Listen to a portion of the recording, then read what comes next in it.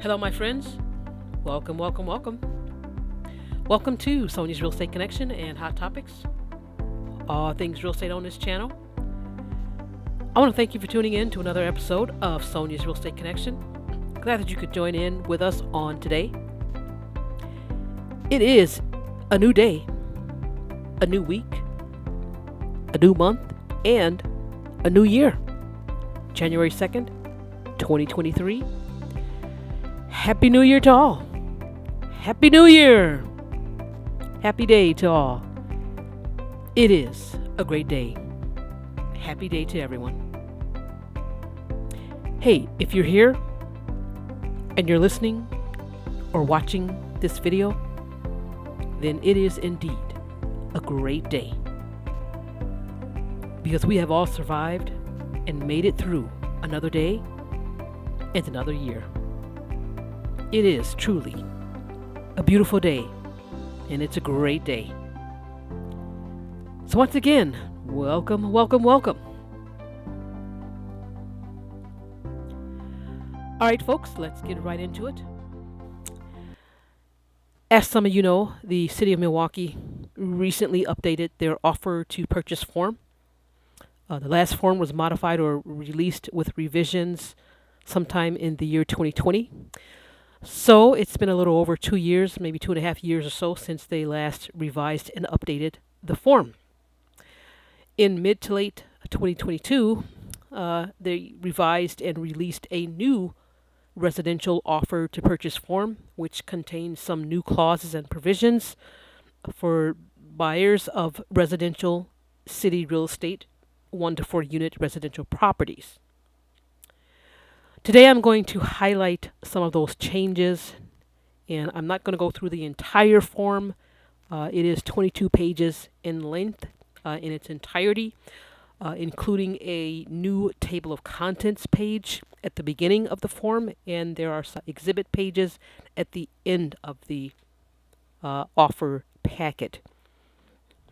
So I'll start off by putting the document and the highlighted portions on the screen for you as we go along. And we'll start with page 1 of the offer document, and then we'll go through the pages in numerical succession, highlighting the areas that have been revised, as well as some of the areas that I would like to point out to you as friendly, gentle reminders. All right, the first page is a checklist, and it is labeled at the top in bold letters, which says submitting your offer to purchase at the top of the page. Now, this page does not have to be included with your offer submittal. It is simply a checklist of all of the things that are to be included with your offer packet, such as the signed offer, the proof of funds, the signed scope of work, the essential repair verification, and so on and so forth, etc., etc. The checklist is 2 pages in length, and it also contains some very helpful information on what to do once your offer is accepted with respect to earnest money. And then it also contains helpful steps on what to do before, during, and after your closing. So page 1, which is the table of contents, this is a new page in the offer packet, and again, it contains a list or a table of contents. It provides the section number that corresponds to the topic description. For example, section 1 of the packet consists of the topic purchase price. And section 2 deals with photo ID and earnest money paragraphs. Now, you might be wondering, why is this important? Well, let's say you're looking for a specific paragraph item, or a certain clause or provision in the contract, such as property tax assessments, special assessments, or water meter instructions. If you look at the table of contents, you'll find that these items are included in section 15 of the offer packet. Or let's say you're looking for title insurance information. You would look on the table of contents page and you would see that this particular item is contained in section 18 of the offer to purchase. Now, I would note that the section numbers do not refer to the page numbers. The section numbers are different from the page numbers. So if you're looking for title insurance information, you would go to section 18 and not page 18. All right, so just keep that in mind when utilizing the table of contents page.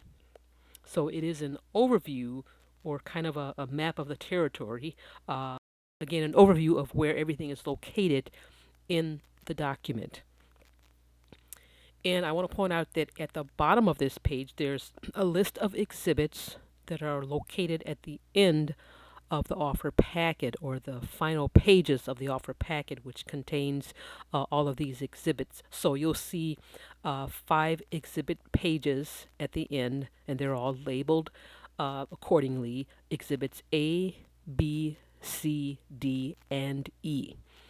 Now, these exhibits contain the scope of work, the essential repair verification form, the owner occupancy verification affidavit, and then there are 2 sample forms. Number 1, a sample owner occupant deed, and the second one is a sample investor owner deed. And we'll go through those in more detail towards the end of this presentation. All right, moving along to page 2 of the city residential offer form. If we look at section 2B for earnest money, we'll see that the minimum earnest money amount has changed to $1,000. Previously, it was $750. So that amount has changed to $1,000. And the earnest money is now payable to Knightberry Title within 3 business days of acceptance. So that's a big change, folks, now. And there are a lot of listing agents and brokers and individuals that are quite happy and excited and glad that this change was implemented. Prior to this change, earnest money was due to the listing broker with the offer before the offer was even accepted. So if the offer didn't get accepted, the listing firm was holding the earnest money, and in order to release the earnest money, they would have to wait for an offer rejection notice from the city or a release of some sort from both parties before those funds could be released. So, you would have buyers running to the bank to get a money order or a cashier's check or to get the earnest money funds before they could even submit the offer or with the offer submittal. And then if the offer didn't get accepted, the listing firm would be holding those funds, and then they'd have to wait to get a rejection notice or a release or something before those funds could be released, and that could take a while. And so this is a new provision that was very much welcomed by many in the real estate community, many practitioners that deal with the City of Milwaukee offer to purchase forms and city-owned real estate. So again, this was a big change in this document. Yay! We're very, very excited, and we were very glad to see this implementation take place. Now, there are 2 ways that a buyer can submit earnest money. They can either drop off a check to Knightberry Title, the office on Pittsburgh Avenue in Milwaukee. Keep in mind that that they can't just go to any Knightberry Title office, because there are several different Knightberry Title offices, but it must be the Knightberry Title office, which is located on Pittsburgh Avenue in Milwaukee, and the address for the specific office location is listed right in the offer, which is very nice and convenient. So again, it must be received in the Knightberry Title office on Pittsburgh Avenue by 4 p.m. within 3 business days of the signed offer acceptance. The other way that a buyer can submit earnest money is through the Zocam app, and I hope I'm pronouncing it correctly. This is a mobile or smartphone app that is used to digitally deposit funds through a cashier's check or certified check or other certified funds process, and it goes directly to the city. And again, they have instructions listed right in the offer to purchase form under section 2C, which is titled Instructions for Earnest Money Submission. So again, folks, this is a huge, huge change for earnest money delivery instructions and the amount. Huge, huge change for the City of Milwaukee residential offer to purchase form. So thank all of the powers that be for making these changes and implementing them into this new form. There are many of us that are very, very happy that this has taken place. Thank you very much. All right, moving on to page 4 of the offer to purchase form, section 6, dealing with scope, repairs, and performance deposit. So there's nothing new here in this section, but I wanted to point out that the performance deposit remains the same in terms of the amount.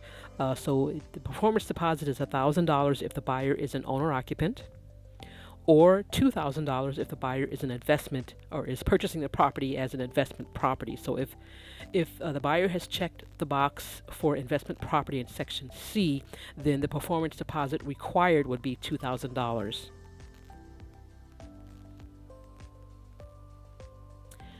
Moving on to page 7 of the offer, section 10, dealing with closing. Again, nothing new here, just pointing out that if, in quote, if purchase price is less than $3,500, then the buyer shall be responsible for all customary closing cost fees charged by Knightberry as the settlement company, end quote. So again, just pointing out that the closing costs will remain the same, customary for the buyer. Some customary costs for cash offers include property registration fee of $76, water meter reset fee of $50, and the deed recording fee of $30. Now, if financing is involved or if the buyer is receiving loan or other type of financing and funding, there may be additional charges or other charges that are involved and that will be included on the closing statement. It is a case-by-case basis and it depends on the closing packet. So those are just some of the standard, typical, customary charges on the buyer's end for cash offers. Also on page 7, I want to look at section 14, paragraph A, pertaining to the city DNS registries and DNS property registration. Nothing new here, just pointing out that the buyer is responsible for completing the property registration and owner registry forms with the city and also include the appropriate fees. Oftentimes this gets overlooked or sometimes people forget about it and then they end up paying double the fees. So this is usually completed at the closing by the title company, but you want to make sure that the forms are completed correctly and that they have all of your correct contact information as the new owner of the property upon closing, so that those forms can be submitted in a timely manner. Otherwise, the fees will double after 15 days of closing. So again, just another friendly reminder on the DNS property registration forms. Moving along to page 8 of the offer, section 15, paragraph E, with respect to the water meter prior to closing provision. Again, folks, nothing new here, just a friendly reminder that a photo of the water meter is required prior to closing. The title company requests that it is provided within 2 weeks of the scheduled close date. Now, back in the day, when we were showing the properties, when we'd conduct the initial showing or walkthrough of the property, we would take a photo of the water meter and so that we could have it already in advance. But now the title company wants it a little bit closer. They want the photo a little bit closer to closing, so the offer states within 2 weeks of the scheduled close date. So if you've already taken the photo before the offer was accepted, or shortly thereafter, you might have to go back and get another more recent photo of the water meter. Now, the paragraph states that the buyer or broker must provide this water meter photo, meaning the buyer's broker, since the broker is the one who would typically provide access to the property in most cases. This would require a clear picture of the water meter showing the current meter reading or the numbers of the water meter usage. If there is no water meter at the property, then a photo of the missing water meter or wherever the water meter should be is to be provided. Now, sometimes this can be a little tricky if there's no water meter or you can't find it, you don't know where it is. And you have to provide a picture of the pipes where the water meter was or where it should be. That can be a little bit tricky. Especially in some of the older homes, sometimes you have a water meter that was in the floor, and so you're looking for piping in the floor or alongside a wall. Sometimes, most of the times, it's along the wall that's closest to the street curb, so that it can, and that's how they connect it to the pipes that go outside to the sewer and whatnot. So this can be a little tricky. You might want to consult with your broker or maybe an inspector or plumber, or the water company can actually help you find out where that water meter is. And if you're dealing with a condo development or a unit or an apartment building where there might be a shared water meter, sometimes the water meter is located in one unit that you will have to get access to and coordinate with either the condo association or the apartment association or some other entity to get access to that unit if it is a shared water meter for multiple units. So again, if there's no water meter at the property, then you will need to obtain a photo of the missing water meter or wherever those pipes are, where the water meter should be or where it once was. Once the title company receives this photo, they will proceed with ordering the final water bill. But they cannot proceed until they have that photo, and it must be clear, showing the numbers or the pipes or the location where the water meter should be.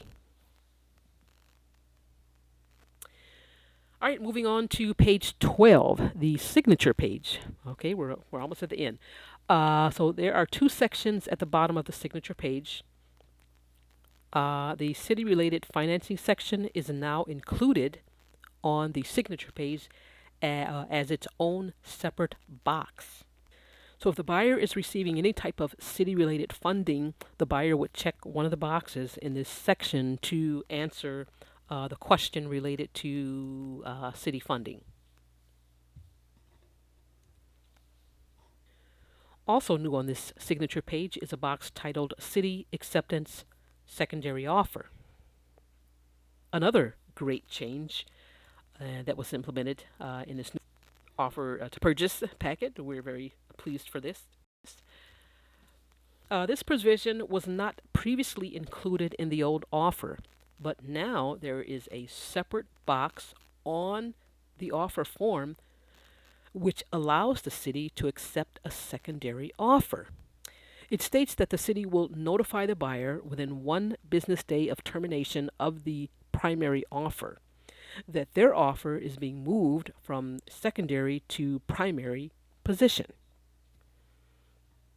So once the buyer is notified that their offer is in primary position, it then activates other clauses and provisions or timelines and deadlines in the offer. Specifically as it relates to earnest money, which is due to the title company within 3 business days of the notice that the offer is now in primary position. And how does the city notify you? It will more than likely be via email, as all communications from the city is typically via email. So once you receive written email notification that your offer is primary, you will have 3 business days from that notification date to submit your earnest money to the title company. And again, it has to be received within 3 business days by 4 p.m. to Nightberry Title on Pittsburgh Avenue in Milwaukee. All right. All right, getting down to the final exhibit pages of the offer form. Ooh, almost there at the finish line. All right, so on page 14, there is Exhibit A, which deals with the scope of work, signature page. So the scope of work signature page now has its own page all to itself, and this is where the buyer acknowledges receipt and acceptance of the scope of work. So here the buyer would sign, date, and then print their name on this page and submit it with the offer. Page 16 is Exhibit Z, the owner occupancy verification affidavit. And so if the buyer is purchasing the property as an owner occupant, then the buyer would complete this page, and it has to be signed before a notary public. Now, this page is required to be notarized, and there is a notary block for the notary to complete once the buyer signs in the presence of a notary public.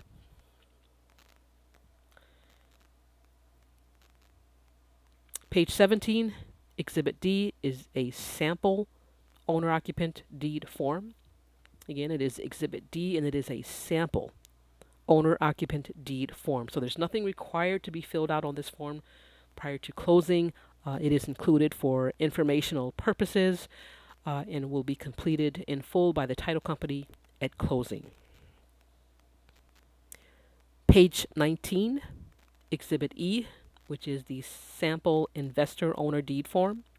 Again, this is another sample form included in the packet for information or reference purposes, and it is the sample investor owner deed. So there are two types of buyers. You're either an owner-occupant buyer, where you would use Exhibit D, or you're an investor owner buyer, where Exhibit E would be utilized at the closing. So again, there's nothing required to be completed on this form, as it will be completed by the title company, and then it will be signed and notarized at closing. And that, folks, completes my highlights of the new City of Milwaukee residential offer to purchase form in its entirety. This form is also available on the City of Milwaukee website under City Real Estate. And you can go to city.milwaukee.gov/DCD/City Real Estate/City Houses. Ooh, that's a long one. I'll put the link up on the screen here for you so you can find it. Again, City of Milwaukee Real Estate, City of Milwaukee Real Estate, DCD, City Real Estate.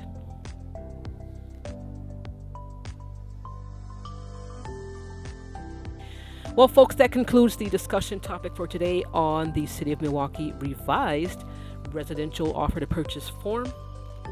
I hope that you enjoyed the highlighted information and overview.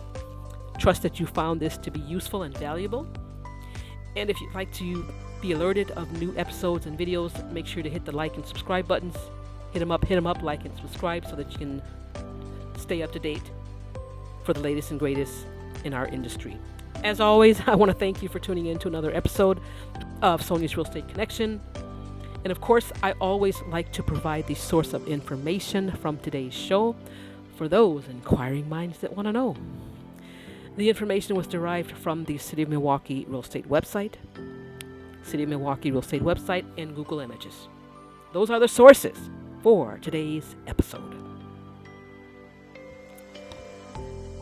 Again, it's always a pleasure to serve our listening audience and viewers as we seek to educate and empower you to help you make an informed, educated decision concerning your real estate transaction, and to keep you up to date on the latest and greatest developments and information in our wonderful real estate industry. Thanks again, folks, and until we meet again, make it a great day, and may you always be safe, healthy, and be well. God bless.